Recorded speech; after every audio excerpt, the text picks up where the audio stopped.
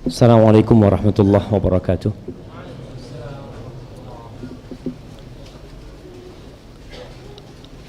Jemaah mungkin yang bisa merapat ya. Anda lihat duduknya seperti duduk waktu sholat tadi. Jadi nggak bergerak sehingga yang mau masuk mereka nggak bisa masuk. Nah, jazakallah khair. Alhamdulillah.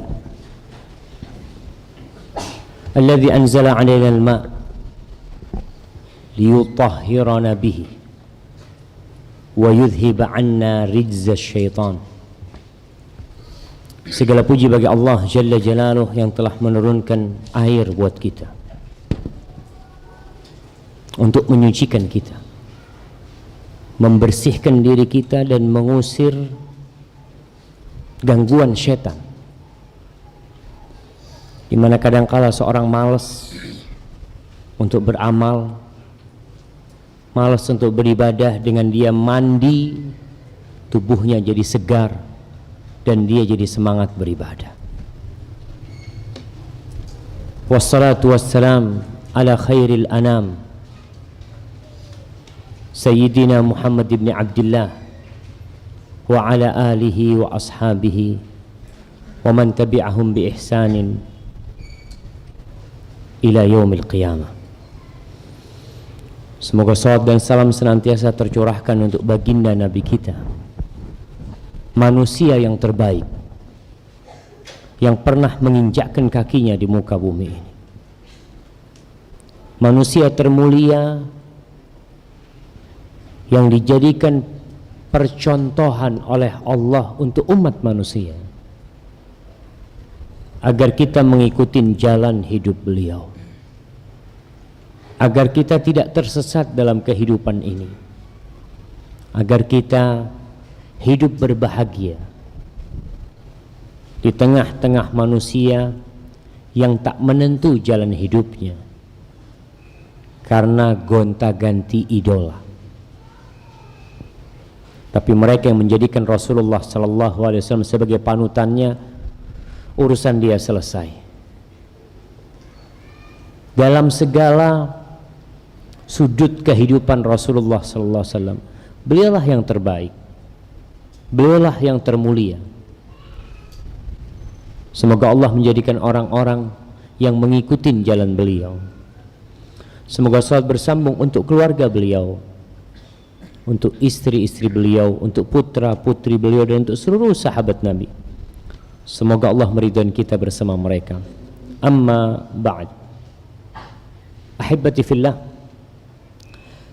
kita akan melanjutkan kajian kita tentang adab dan etika. Anda ingin selalu mengingatkan dan tidak akan pernah bosan mengingatkan bahwa Rasulullah SAW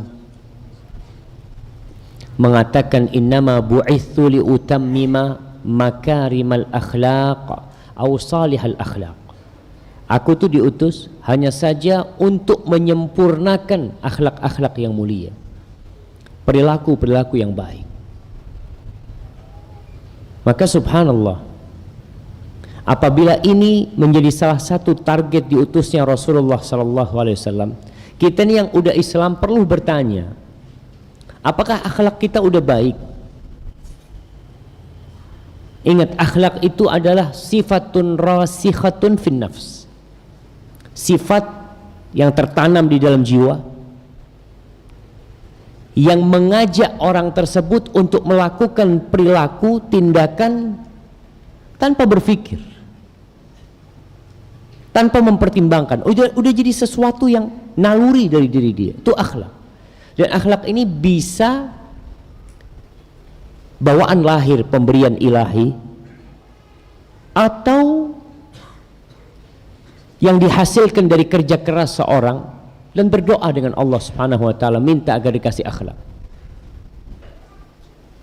Ada yang lahir membawa sifat kikir, pelit, penakut, pemarah. Ada, tapi jangan dibiarkan sifat tersebut. Rasul SAW diutus untuk memperbaiki yang salah, untuk menyempurnakan yang kurang. Maka kita sekarang ngaji nih dalam rangka untuk memperbaiki akhlak kita. Kalau antum setelah sampai ke hadis nomor 554 ternyata tidak ada perubahan sikap di diri antum, kok kayaknya ana nggak ada manfaat yang ngaji ya, mungkin berhenti aja ngaji antum. Seharusnya ilmu itu membawa kepada rasa takut. Tapi kalau ternyata antum belajar nggak tambah takut sama Allah, perlu mengevaluasi diri. Apa yang salah dari diri anak? Mungkin niat anak, mungkin anak kurang fokus, mungkin anak ya kurang memohon sama Allah dan berdoa dalam menuntut ilmu. Seorang alim ulama mengatakan kunu du'atan wa antum shamitun. Jadilah kalian juru dakwah dalam kondisi kalian diam. Ditanya kaif, gimana orang bisa menjadi juru dakwah sedangkan dia tidak mengajak? Qala bil akhlaq, dengan akhlak kalian. Kunu du'atan wa antum shamitun. Jadilah kalian pendakwah sedangkan kalian diam, tidak ngomong. Orang tuh udah dapat pesan-pesan indah dari diri antum, antum belum berucap, belum ngomong, orang udah ngelihat, masya Allah. Sedangkan harapan kita dari masjid ini, keluar dari pintu masjid ini, orang-orang yang mengajak kepada kebaikan. Walaupun mungkin ada keterbatasan dia untuk menyampaikan, dia nggak hafal hadisnya, ana nggak hafal ayatnya Ustaz, tapi antum tetap harus berdakwah. Walaupun antum berdiam, tidak berbicara. Kita masuk ke bab masalah kibir, masalah kesombongan. Belum selesai. Sombong ini salah satu dosa yang menyebabkan iblis dilaknat dan dikeluarkan dari surga. Maka kita perlu mengkaji lebih dalam, dan pantas Al-Imam Al-Bukhari menyebutkan banyak hadis, dan Rasul SAW berulang kali dalam berbagai kesempatan mengingatkan selalu masalah sombong. Hati-hati sama sombong. Nah, silahkan dibaca. Ahsanallahilaikum. Bismillahirrahmanirrahim. Alhamdulillahi rabbil alamin, wassalatu wassalamu ala rasulihil amin, Muhammadin wa ala alihi wa ashabihi ajma'in. Allahumma ighfir lana wa li syaikhina wa li walidayhi wa li masyaikhihi wa li jami'il hadirin. Qala al-Imam Abu Abdullah Muhammad ibn Ismail ibn Ibrahim ibn al-Mughirah ibn Bardizbah al-Bukhari rahimahullahu ta'ala fi Adabil Mufrad. Babul Kibr. Qala haddatsana Ali, qala haddatsana Sufyan an Abi Zinad anil A'raj an Abi Hurairah radhiyallahu ta'ala anhu anin Nabiy sallallahu alaihi wasallam qala ihtajjatil jannatu wan nar. Wa qala Sufyan aidan ikhtasamatil jannatu wan nar. Qalatin nar yalijunil jabbarun wa yalijunil mutakabbirun. Wa qalatil jannah yalijunil du'afa wa yalijunil fuqara. Qala Allah tabaraka wa ta'ala lil jannah anti rahmati arhamu biki man asya. Thumma qala lin nar anti adabi u'adzibu biki man asya wa likulli wahidatin minkum mil'uha. Qala haddatsana Ishaq qala haddatsana Muhammad bin al-Fudail qala haddatsana al-Walid bin Jami' an Abi Salamah bin Abdurrahman qala lam yakun ashabu Rasulillah sallallahu alaihi wasallam mutahazziqin wala mutamawitin wa kanu yatanashaduna syi'ra fi majalisihim wa yadhkuruna amra jahiliyatihim fa idza urida ahadun minhum ala syai'in min amrillah darat hamaliku ainaihi ka'annahu majnun.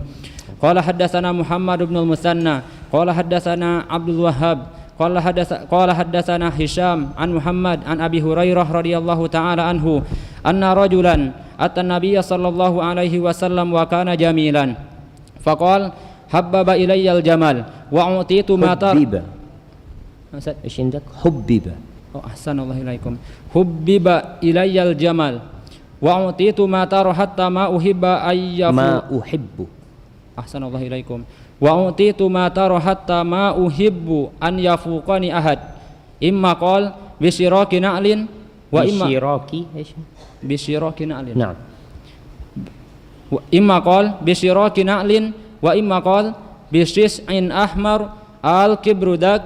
Qala la, walakinnal kibr man batara al-haq wa ghamata an-nas.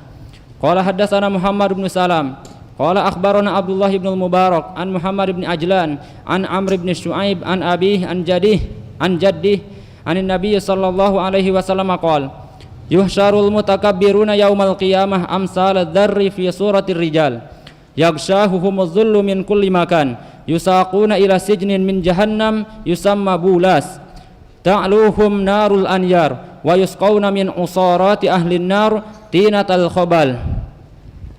Barakallahu fikum. Nah, berkaitan dengan kesombongan, Al-Imam Bukhari menyebutkan hadis. Dia mengatakan telah mengajarkan kepada kami Ali berkata telah mengajarkan kepada kami Sufyan dari Abu Zinad, dari Al-A'raj, dari Abu Hurairah radhiyallahu anhu, dari Rasulullah sallallahu alaihi wasallam. Beliau mengatakan ihtajjatin nar atau ihtajjatil jannah wan nar.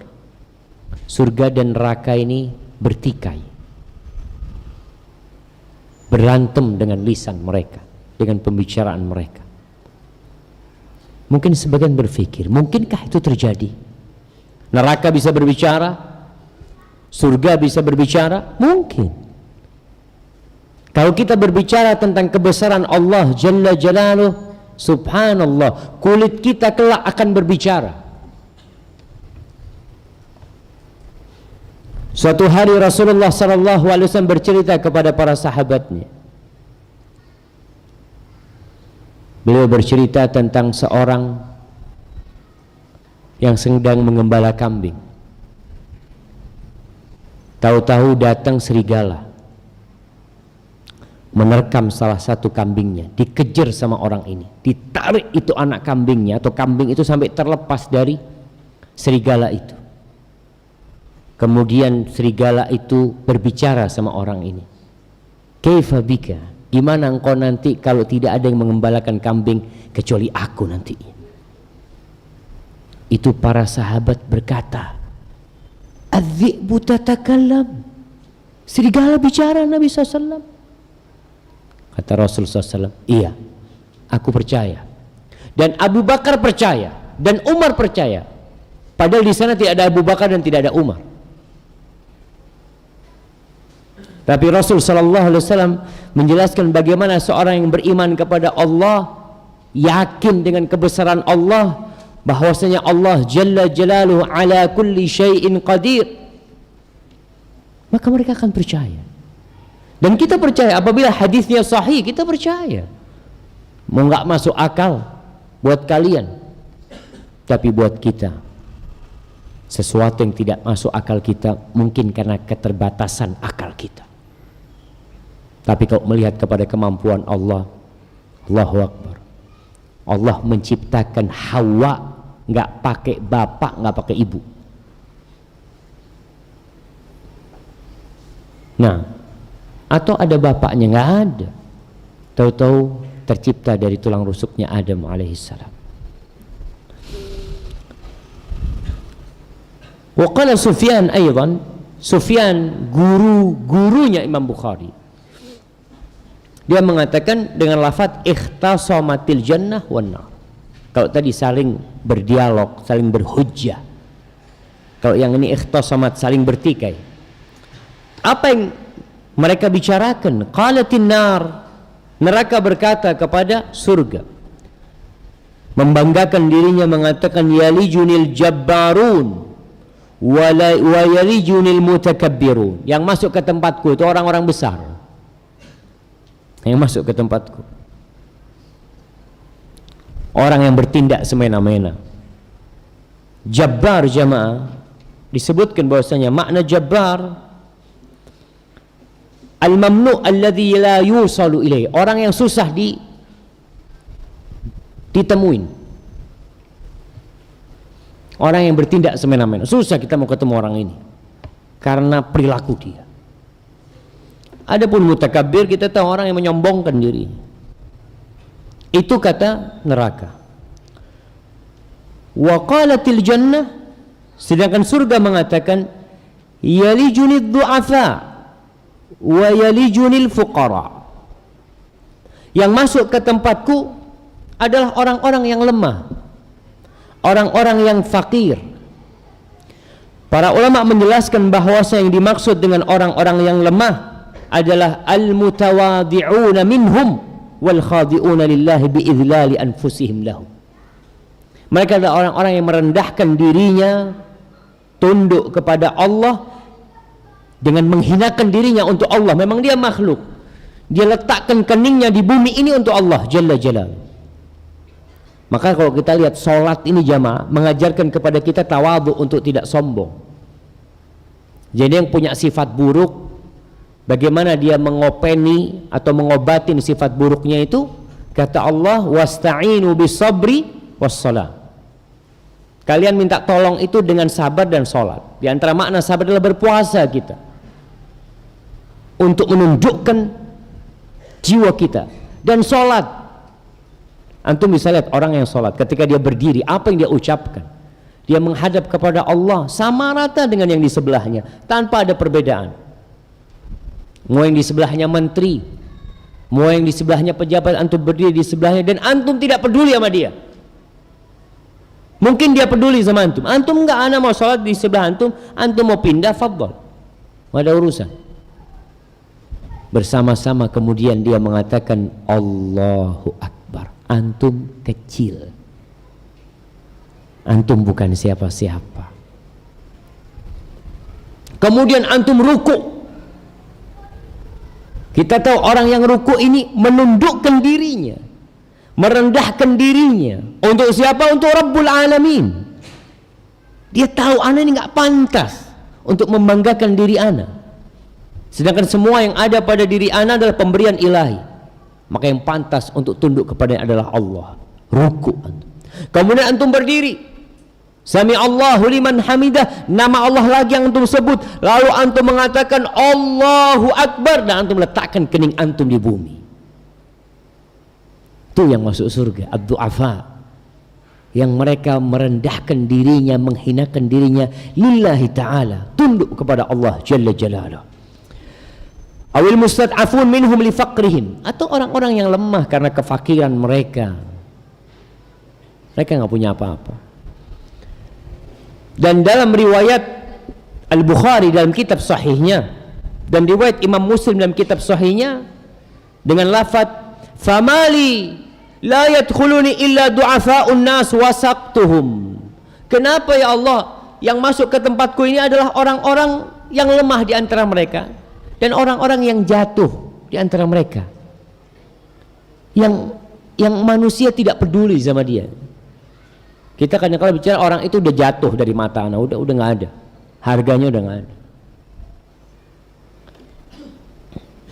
Al-Hafidh Ibnu Hajar menyebutkan ay al-muhtaqiruna bainahum as-saqituna min a'yunihim. Mereka adalah orang-orang yang terhina di antara mereka. Jadi orang-orang kalau melihat manusia ini buat mereka nggak ada nilainya. Dan kita bisa melihat jemaah, ada orang-orang yang memandang manusia-manusia yang taat kepada Allah itu orang-orang hina, orang-orang bodoh yang nggak faham tentang kenikmatan kehidupan dunia umpamanya. As-saqituna min a'yun, yang jatuh dari mata mereka, nggak ada nilainya buat mereka. Ini pandangan ini apabila dilihat dari sudut kebanyakan manusia. Di dunia orang ini terlihat rendah, nggak ada nilainya, nggak dihargain. Tapi indallah wa binisbah ila ma indallah hum ulama rufa'a'ud darajat. Tapi di sisi Allah ini orang-orang yang katanya penghuni, yang katanya surga, kok yang masuk aku tuh orang-orang yang lemah ya, kok orang-orang yang rendahan.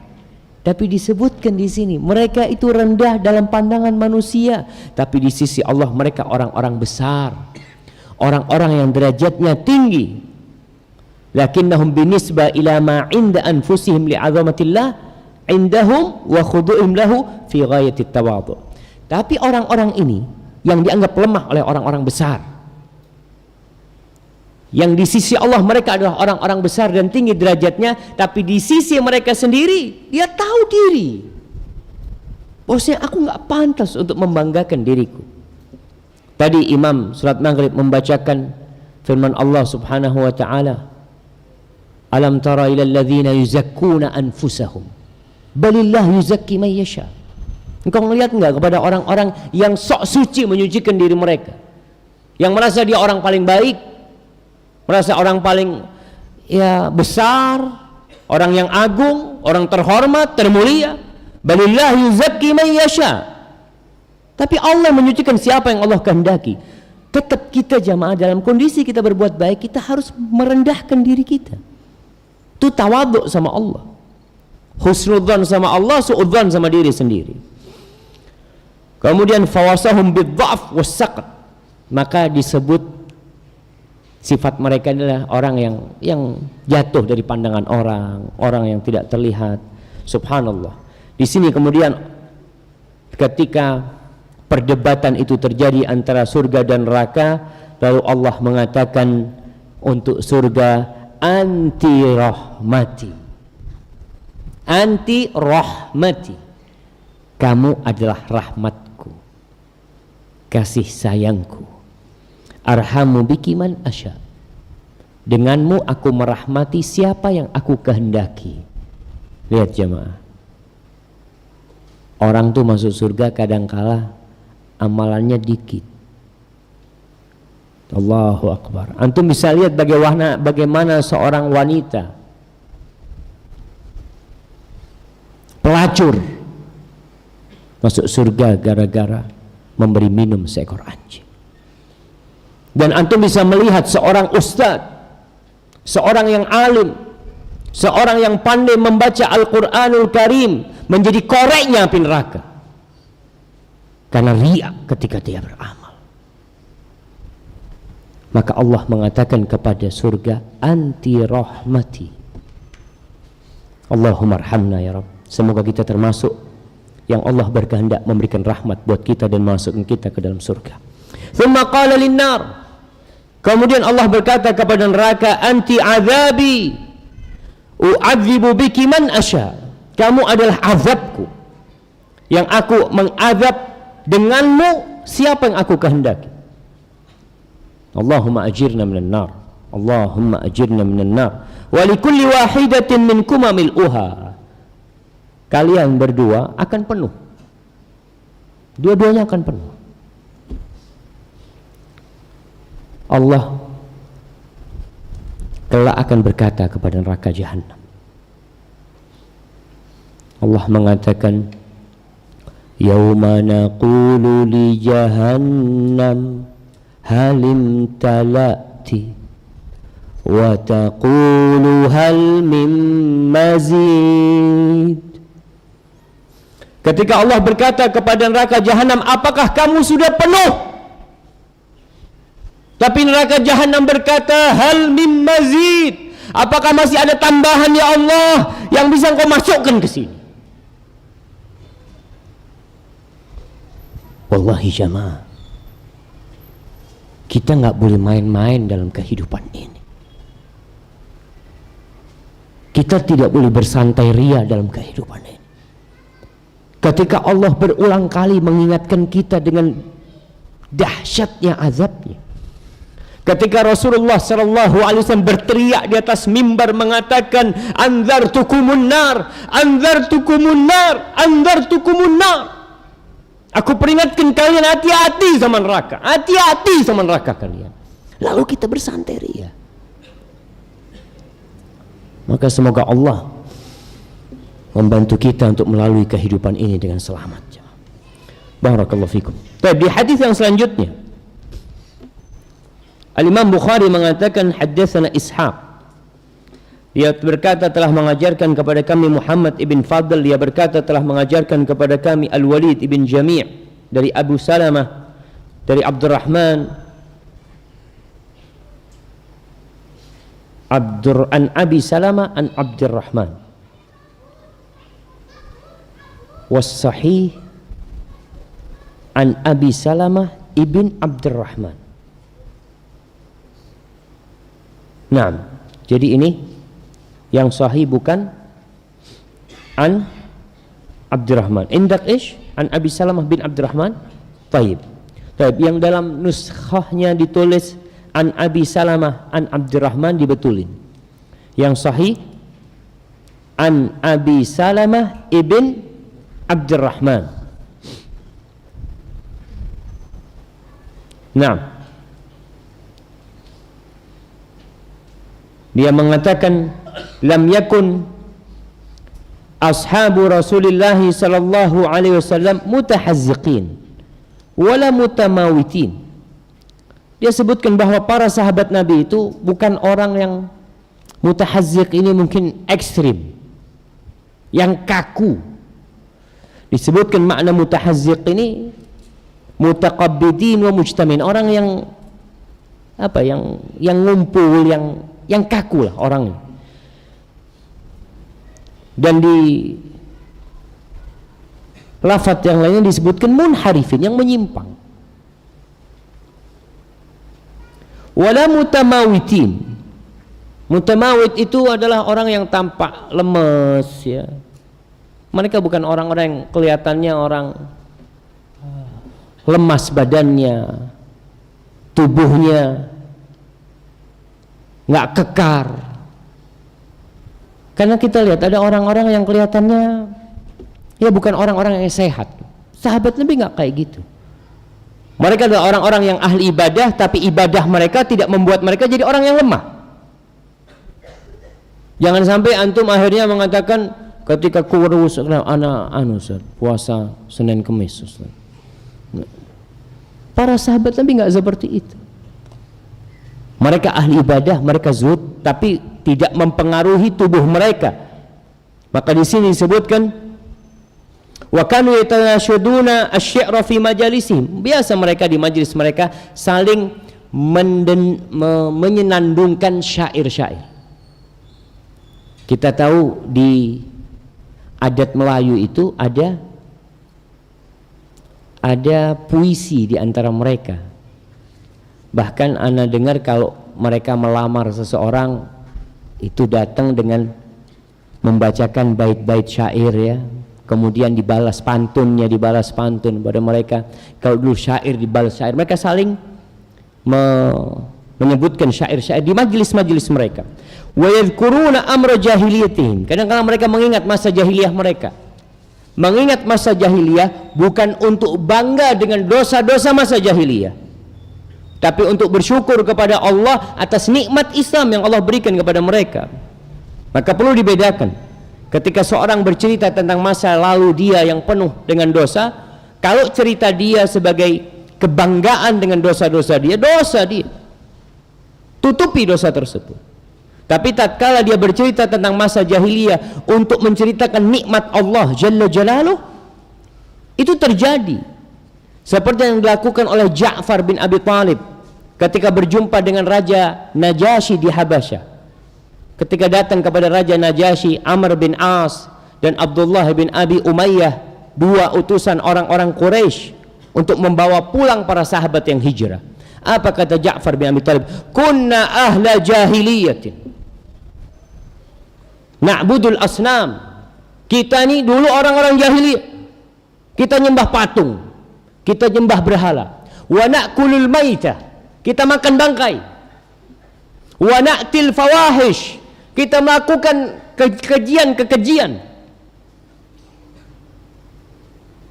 Wa naqta'ul arham, kita memutuskan tali silaturahim. Wa nusi'ul jiwar, kita berbuat buruk dengan tetangga kita. Wa ya'kulul qawiyyu minna ad-dha'ifa minna, yang kuat makan yang lemah. Kemudian Allah utus kepada kami Rasul, utusannya yang kita tahu tentang dia. Kemudian dia mengajak kita an la nusyrika billahi syai'a, agar kita tidak melakukan perbuatan syirik, agar kita beribadah. Semua jemaah, kalau antum lihat, subhanallah, Rib'i ibn Amir ketika dia bertemu dengan Rustum, Raja Persia, ketika perang Qadisiyah kalau nggak salah, dia itu orangnya pendek. Dia berangkat, dia bawa tombaknya, yang pendek juga. Kemudian dia bawa pedangnya. Pedangnya Rib'i ini nggak ada sarung pedangnya, dibungkus sama kain. Sedangkan dulu kan orang berbangga-banggaan dengan sarung pedangnya, bertahtakan emas atau apa. Rib'i nggak, dibungkus kain. Mereka orang yang, tapi kalau sudah perang jangan ditanya mereka. Itu para sahabat Nabi. Artinya mereka bukan orang-orang, ini babnya bab kibir. Ya, mereka orang yang santai, orang yang jamaah. Mereka saling membacakan syair di antara mereka, lempar-lemparan apa? Lempar-lemparan semangka. Jadi bukan berarti ketika lempar-lemparan semangka, antum haibahnya turun kok lempar-lemparan semangka. Nggak ada mereka. Ada kan yang jaim biasanya orang jamaah, jaga image, nggak mau kumpul sama nggak afwan. Bukan kelasnya anak kumpul kayak antum. Enggak, sahabat Nabi itu masya Allah di antara mereka. Taib. Kemudian di sini di hadis yang selanjutnya, Imam Bukhari menyebutkan hadatsana Muhammad bin al-Musanna telah mengajarkan kepada kami Muhammad bin al-Musanna. Qala hadatsana Abdul Wahhab, telah mengajarkan kepada kami Abdul Wahhab, dia berkata hadatsana Hisham dari Muhammad dari Abu Hurairah radhiyallahu taala anhu. Anna rajulan, bahwa seorang laki-laki datang menjumpai Nabi SAW. Ada perselisihan pendapat di antara para ulama ketika menyebutkan siapa nih orang ini yang datang namanya. Kan para sahabat tahu orang ini namanya. Ada yang mengatakan namanya Malik bin Murarah Ar-Rahawi, ada yang mengatakan Abu Raihanah Syam'un, ada yang mengatakan Rabi'ah bin Amir, ada yang mengatakan Sawad bin Amr, ada yang mengatakan Mu'ad, wakil Abdullah bin Amr bin As. Tapi itu tidak terlalu penting buat kita. Siapa orang ini, lakonnya ini nggak perlu kita gali siapa dia.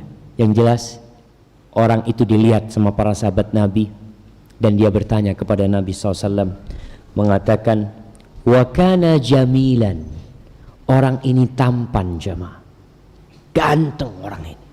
Disebutkan ada sahabat yang meriwayatkan Abu Hurairah mengatakan kana jamilan, bukan orang biasa-biasa. Bukan kayak kita, kayak antum ini ya, man. Ini di antara para sahabat Nabi yang ganteng-ganteng disebut ganteng dia. Siapa sahabat Nabi yang ganteng? Siapa? Hasan bin Ali, Husain bin Ali, yang wajahnya mirip Rasulullah sallallahu alaihi wasallam. Allahu Akbar. Di antara sahabat Nabi yang ganteng Jarir bin Abdullah al-Bajali, yang di wajahnya ada usapan malaikat. Allahu Akbar. Nih, orang ini ganteng, lalu dia mengatakan, faqala hubbiba ilayyal jamal. Wahai Rasul sallallahu alaihi wasallam, dicintakan kepada aku keindahan. Aku ini suka yang indah-indah. Dia cerita sama Nabi SAW. Ini jamaah pertanyaan yang muncul dari seorang yang takut kepada Allah Jalla Jalaluh. Dia mau bertanya tentang urusan agama dia. Dia punya nafsu di dirinya yang cinta dengan keindahan. Wa u'titu mata, dan engkau melihat yang apa yang Allah berikan kepadaku. Artinya dia tahu dirinya tampan dan dia mengatakan kepada Nabi SAW, engkau lihat yang Allah berikan kepada aku. Wajahnya tampan, bajunya bagus, mungkin cincinnya juga indah. Pokoknya lihat yang Allah berikan kepadaku wahai Rasul SAW. Dia bukan sedang berbangga diri, tapi ada satu yang mengganjal di hati dia, yang dia ingin tahu dari Nabi SAW hukumnya. Hatta ma uhib an yafuqani ahad, sampai aku nggak ingin ada orang lain yang mengalahkanku dalam keindahan. Lihat jemaah, pakai baju nggak ingin bajunya ada orang lain yang mengalahkan. Dilihat mereknya apa? Aduh, 70.000 lah. Punya anak 400 ya, Masya Allah. Lihat ada orang yang pakai baju harganya 2 juta, Allahu Akbar. Besok dia beli 2,5 juta. Artinya dikatakan dia ini hatta ma uhib, sampai akhirnya gara-gara kecintaanku kepada keindahan itu, aku nggak ingin ada orang yang mengalahkanku dalam keindahan itu. Imma qala bi syiraki na'lin, atau dia berkata dalam urusan tali sepatu dia nggak ingin orang lain tali sepatunya, tali sandalnya lebih bagus dari tali sandal dia aja. Wa imma qala bi syis'i ahmar, atau dengan talinya sandal, syis itu syirak, Sama yang buat naruh jempol kita sama tunjuk kita yang warnanya merah. Lalu al-kibr dzak, apakah itu termasuk sombong ya Rasul sallallahu alaihi wasallam? Artinya kalau Nabi sallallahu alaihi wasallam mengatakan sombong, dia akan tinggalkan. Dia sedang menanyakan gimana nih? Antum bisa lihat jemaah, ada orang-orang yang memang Masya Allah beli cincin. Berapa harga cincinnya? Allahu Akbar, enggak mahal loh Ustaz, 30 apa? 30 juta. Allahu Akbar. Kita punya motor 12 juta, ini cincinnya aja 30 juta. Subhanallah. Antum lihat ada orang-orang yang beli mobil Masya Allah, mobilnya indah, kalau jalan di jalan raya semua mata memandang dia. Ada yang motornya masuk motor, dilihat, Allahu Akbar, ini yang 1 M300 Ustaz.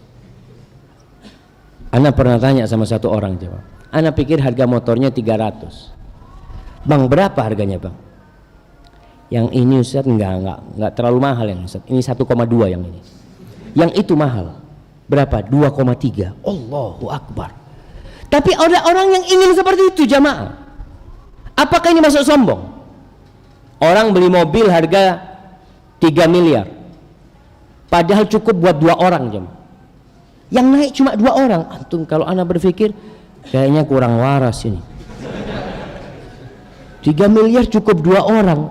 San, 3 miliar beli bus cukup buat 40 orang. Kan kalau orang berpikir seperti itu. Tapi dia punya keinginan beda jemaah. Seperti yang dikatakan ini, dicintakan kepada dia itu keindahan. Dia nggak ingin orang lain lebih bagus dari dia, pakaiannya, sandalnya, kendaraannya, atau apanya. Dia tanya, mengatakan al-kibr dzak, apakah itu masuk sombong ya Rasul sallallahu alaihi wasallam? Apa jawaban Nabi? La, tidak. Selesai jamaah. Ini jawaban Rasul sallallahu alaihi wasallam. Jadi kalau antum lihat orang pakai mobil bagus, lebih bagus dari yang lainnya, antum jangan suudzon. Ini yang sombong datang lagi. Tiap hari gonta-ganti mobil ke sini, gonta-ganti motor. La, itu bukan sombong. Rasul sallallahu alaihi wasallam ditanya dan beliau mengatakan la. Antum ngomong apa sekarang? Ini jawaban Rasul sallallahu alaihi wasallam. Lalu beliau menjelaskan, walakin man bataral haq wa qamatan nas.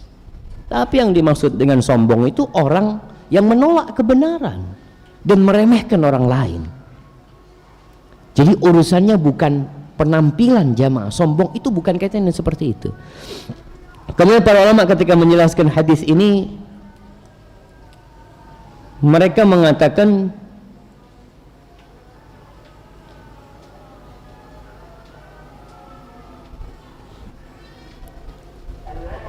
nah, bentar anak akan bacakan.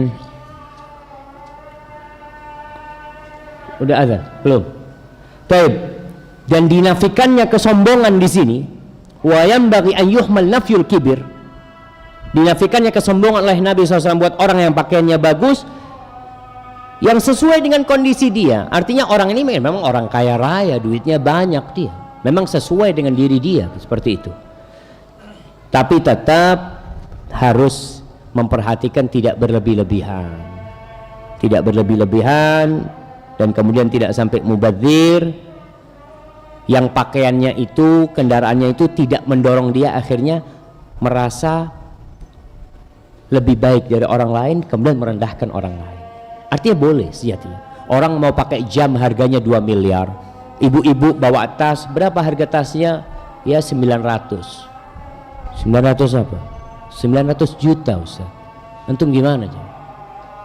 Kalau memang itu keinginan dia, artinya dia tidak membawa dia untuk sombong, selama tidak berlebih-lebihan. Maksudnya berlebih-lebihan, dia itu gaji suaminya sebulan 2 miliar ya. Kalau beli tas 900, ia nggak ngabiskan gaji dia. Tapi orang Masya Allah gajinya 2 juta, beli HP harga 7 juta. Terus dari mana 5 juta? Utang. Karena demi untuk apa? Ya gengsi tadi, seperti itu. Enggak boleh seperti itu. Tetap dijelaskan, jangan sampai kemudian antum berlebih-lebihan karena demi gengsi akhirnya antum berutang sana utang sini, tetap itu tidak diperkenankan. Baik, barakallahu fikum. Silahkan.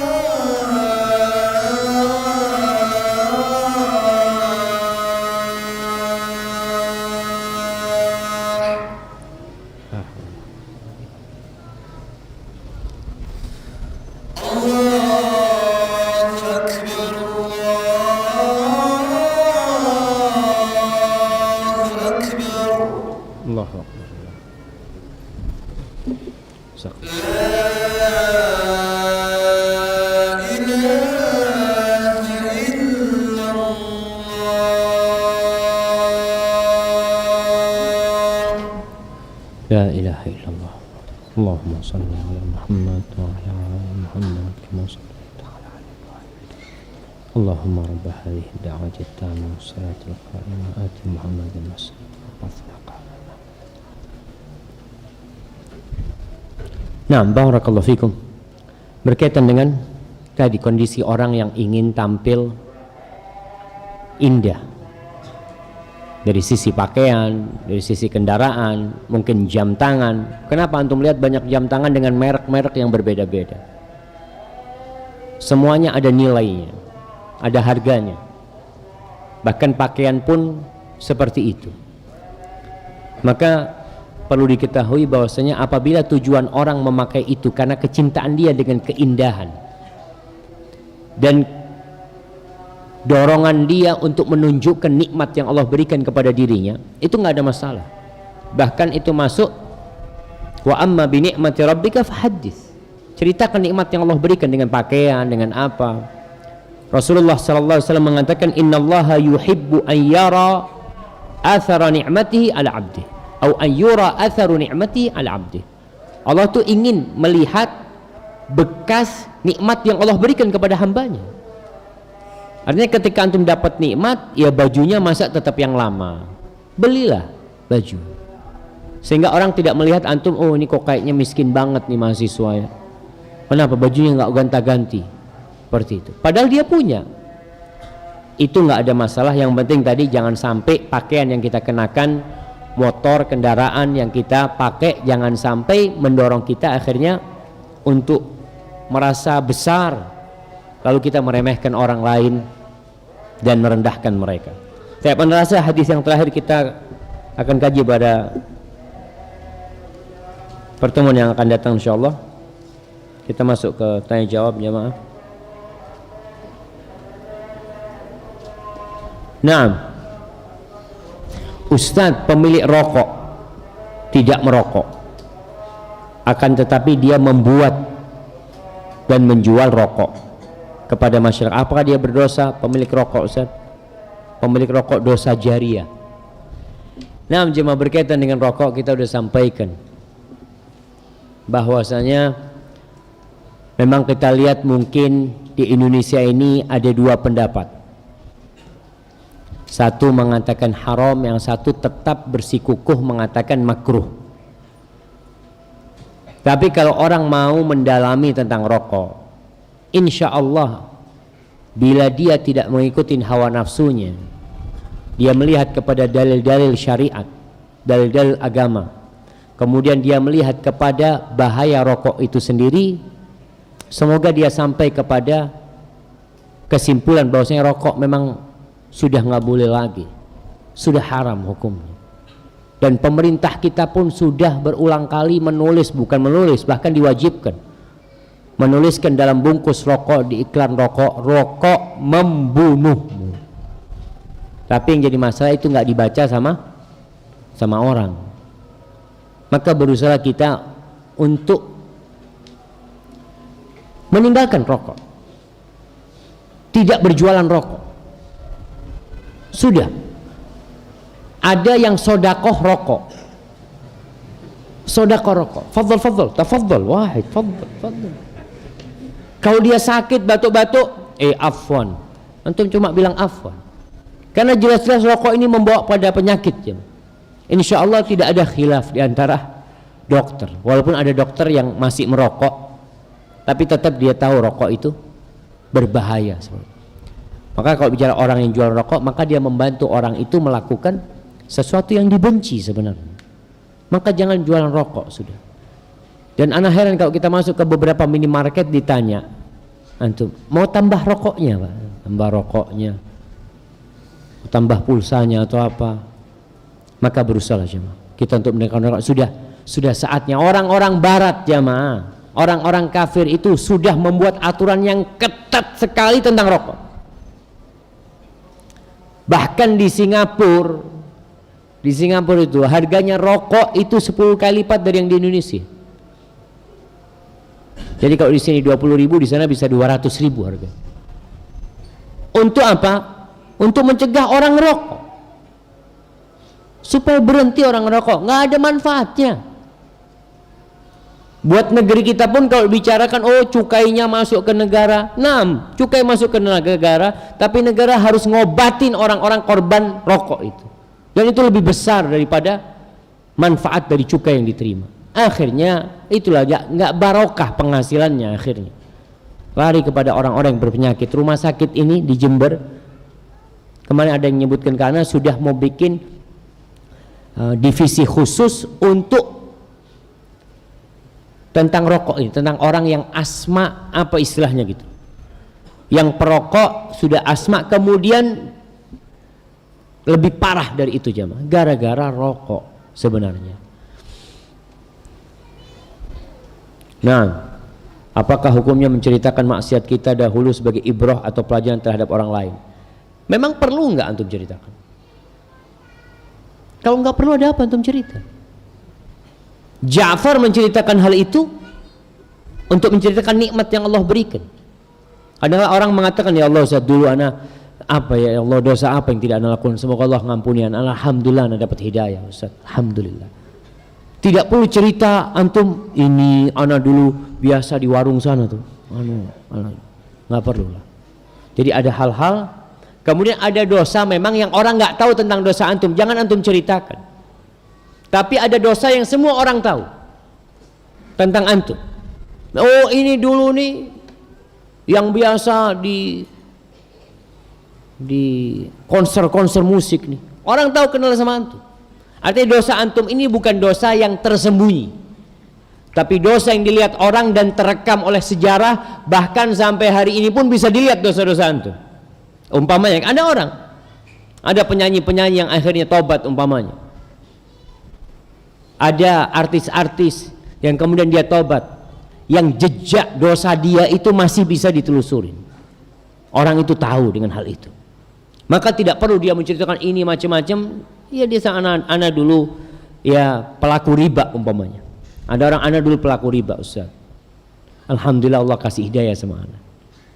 Itu insya Allah sesuatu yang memang kalau bicara untuk ibrah mudah-mudahan. Tapi hati-hati jangan sampai ada perasaan bangga. Ustadz, saya mendapatkan beasiswa master di Australia dengan program yang ditawarkan pemerintah di sana. Bagaimana Ustadz, apakah anak boleh teruskan belajar di Australia atau tidak? Dan ada yang mengatakan kita tidak boleh lebih dari 3 hari di negara kafir. Apakah Australia negara kafir Ustaz? Jazakumullah khair. Ya, Australia negara kafir lah. Kemudian berkaitan dengan belajar jemaah. Para ulama mengatakan bolehkah kita belajar di negeri kafir? Boleh dengan catatan. Pertama, ilmu yang akan dia pelajari tidak ada di negeri Islam. Artinya ilmu yang hendak dia kaji nggak ada di sini Ustaz. Ini baru ada di Australia. Yang kedua, ilmu itu diperlukan oleh umat. Sehingga berangkatnya antum ke sana memang untuk memberikan manfaat buat umat, bukan untuk pribadi antum. Nanti anak berangkat ke sana, ilmu itu anak akan bawa Ustaz, sehingga nggak perlu lagi orang nanti berangkat ke Australia. Sudah belajar di Jember aja nanti. Karena ilmunya sudah anak bawa ke sini. Kemudian yang ketiga, dia memiliki modal keimanan yang kuat dan ilmu yang cukup, sehingga dia tidak terpengaruh dengan kondisi di sana. Wallahi jamaah, ya anak nggak pernah ke Australia dan anak nggak kepingin ke Australia. Berulang kali anak diminta datang ke Australia, dulu jazakallah khair lah. Anak di Indonesia udah cukup. Di situ antum tidak. Kamu kan memandang kepada kelebihannya. Itu yang seharusnya dilanjutkan, memandang kelebihannya. Begitu pula seorang suami. Perempuan itu banyak kekurangan jamaah. Bahkan diciptakan dari tulang rusuk yang bengkok. Jadi tugas seorang suami adalah menerima wanita apa adanya sambil memperbaiki dia. Istri pun seperti itu. Terima suaminya apa adanya. Sehingga kehidupan rumah tangga akan diridhai Allah Subhanahu wa taala. Kalau jadi sombong akhirnya ya nanti dia akan mendapatkan azab yang pedih pada hari kiamat.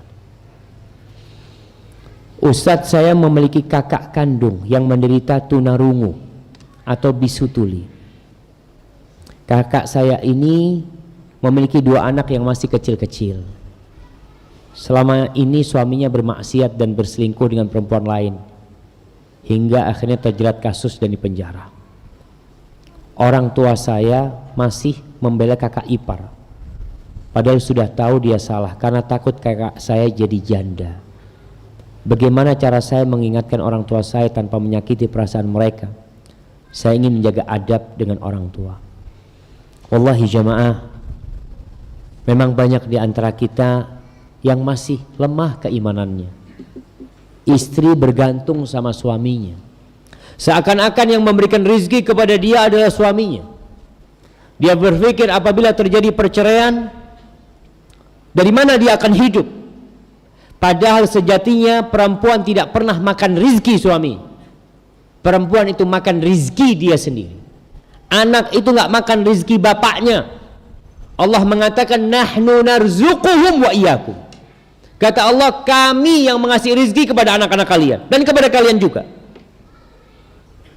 Maka bagi para wanita ketika mendapat suaminya nggak sholat, suaminya melakukan kemaksiatan, berzina, macam-macam, kemudian yang jadi pikiran dia takut menjadi janda, seharusnya dia takut Allah murka kepada dirinya.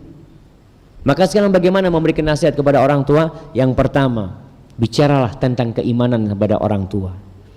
Bicaralah tentang kebesaran Allah. Antum ceritakan bagaimana kebesaran Allah Subhanahu wa taala. Allah berikan kepada Nabi Musa alaihissalam. Allah berikan kepada para nabi. Allah berikan kepada orang-orang soleh ketika mereka berada dalam posisi yang sulit. Allah yang akan menyelesaikan urusan dia. Bacakan sama orang tua. Nggak usah bicara tentang hal-hal itu. Tentang ya kalau bisa cerai enggak lah. Baca surat At-Tolaq. Jamaah, firman Allah yang sering kita dengar, wa man yattaqillaha yaj'al lahu makhrajan wa yarzuqhu min haitsu la yahtasib wa man yatawakkal 'ala Allahi fa huwa hasbuh. Innallaha balighu amrih qad ja'alallahu likulli syai'in qadra. Ini ayat adanya di surat Thalaq, di surat perceraian. Karena kebanyakan orang kalau bicara cerai, dia berbicara tentang masa depan dia. Kalau dia seorang wanita, dia akan menjadi janda. Kalau dia punya anak, dia akan berpikir bagaimana masa depan anaknya. Tapi terkadang perceraian harus terjadi karena perkara-perkara yang tidak bisa dihindarkan. Disinilah yang harus diutamakan, bertakwa kepada Allah. Terus gimana masa depan dia? Allah yang akan nanggung dia. Yang ngomong doang enak ya Ustaz. Antum belum yakin sama Allah. Kalau bicara gaji, itu rezeki yang disangka-sangka. Kalau bicara pemberian suami, itu rizki yang disangka-sangka. Ini orang yang bertakwa, sama Allah dikasih rizki min haitsu la yahtasib. Tidak pernah dalam benak dia akan dapat rizki dari sana. Nggak pernah. Itu tuh takwa. Maka ini yang perlu ditumbuhkan di orang tua, keimanan kepada Allah, kebesaran Allah. Kemudian ya yang bertanya berusaha untuk menguatkan orang tua. Insya Allah ya, insya Allah ibu, adapun akan bertanggung jawab atas kakak. Aku akan berusaha sehingga membesarkan orang tua tidak takut. Kalau memang suaminya seperti itu tidak benar, kena kasus masuk penjara, dan dia mungkin memanfaatkan istrinya yang cacat sehingga dia tidak bisa bertindak apa-apa. Lah. Tapi kalau suaminya bisa diperbaikin dengan masuk penjara, mudah-mudahan dia berubah, ya jangan bercerai. Mudah-mudahan dengan dia seperti itu dia jadi lebih baik. Barakallahu fikum. Ana mau minum dulu. Bismillah.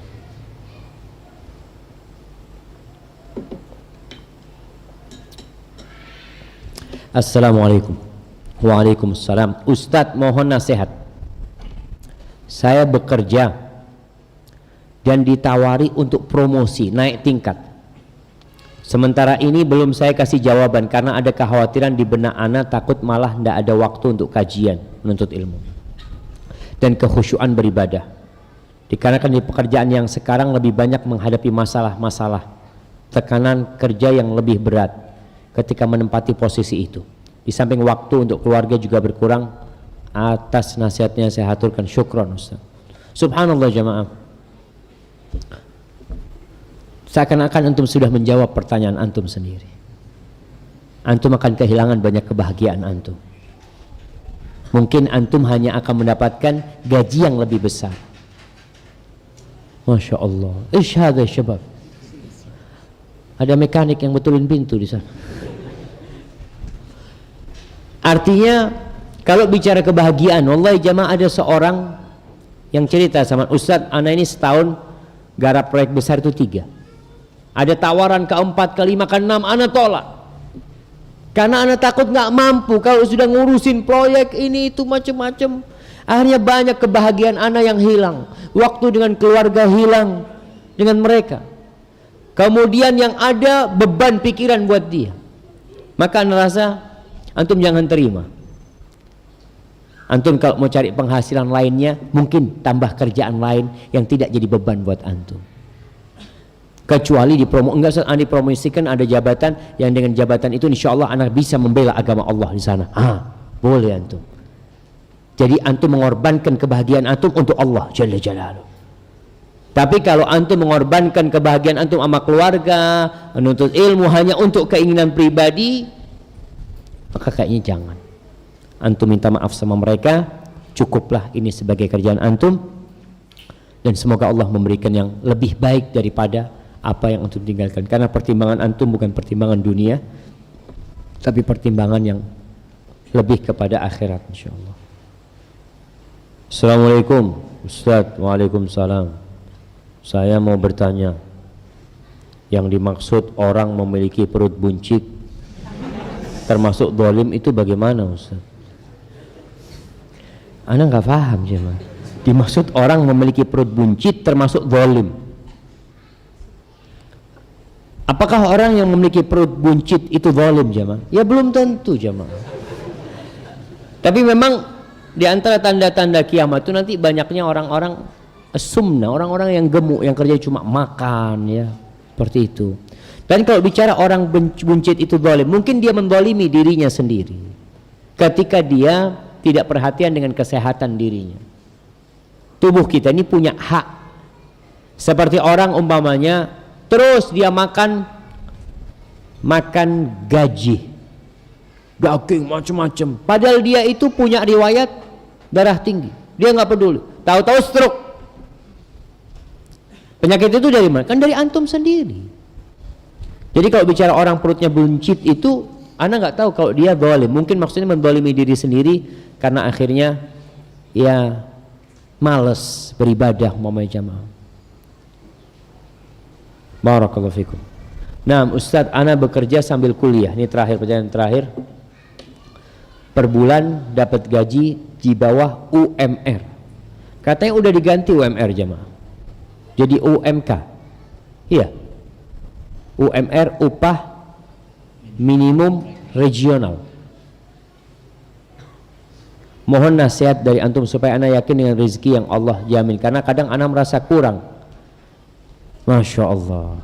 Kalau bicara kurang jamaah, manusia itu antum kalau digaji 10 juta, ana yakin antum kurang. Karena Rasul SAW mengatakan, lau utiya ibnu Adam wadin min zahab. Andai kata anaknya Adam itu dikasih satu lembah full isinya emas. Apa? Alhamdulillah, cukup sudah. La tamanna lahu thaniya. Dia akan berharap dapat 2. Padahal kalau bicara cukup nggak jamaah sebenarnya. Antum nggak habis dimakan itu. Untuk berapa tahun nggak habis. Tapi nafsu itu tetap ingin 2. Dikasih 2 ingin 3. Nggak ada yang bisa bikin puas manusia itu kecuali tanah mati. Jadi kalau bicara cukup, kita nggak akan cukup dengan berapapun.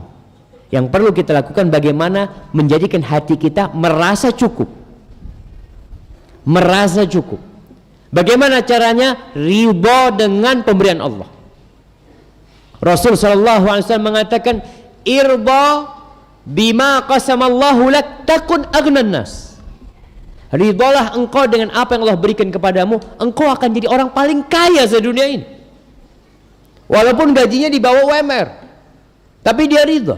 Perkara antum enggak, Ustaz, ana pengen usaha lebih banyak, tafadhol.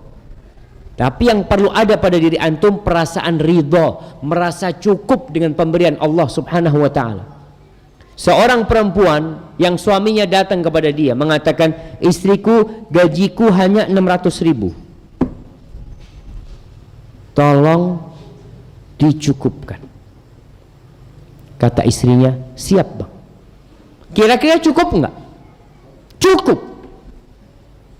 Dia sehari suaminya diajak puasa Daud.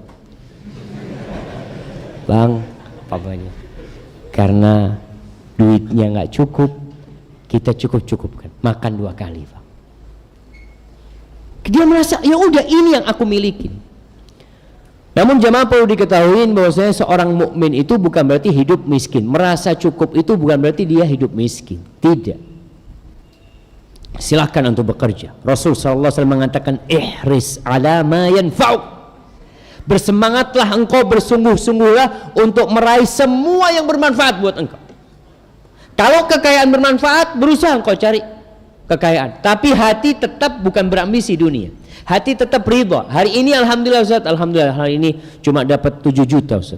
Alhamdulillah. Biasanya 12 juta. Iya kan? Dia enggak 12, alhamdulillah 12 juta karena 7 juta. Dulu 600.000 bersyukur dia. Tapi karena dia penghasilan sudah besar, akhirnya dia merasa itu kecil. Tapi niatkan lillahi ta'ala. Ambisinya tetap akhirat. Jadi perasaan ridho cukup itu bukan menghalangi antum untuk buka usaha baru. Ada orang mamanya udah kerja, dia masih sore bekerja lagi. Bukan antum ini orang nggak bersyukur. Bukan bersyukur. Anda ingin meraih sesuatu yang bermanfaat. Dan seorang muslim yang kaya raya dan bertakwa kepada Allah, insya Allah akan lebih besar manfaatnya daripada seorang muslim yang miskin yang nggak bisa membantu orang lain. Antum ingin menjadi orang Yang kata Nabi SAW, ahabun nas ilallahi anfa'uhum linnas, au khairun nasi anfa'uhum linnas. Orang terbaik, orang yang paling cintai Allah, yang paling bermanfaat buat orang lain.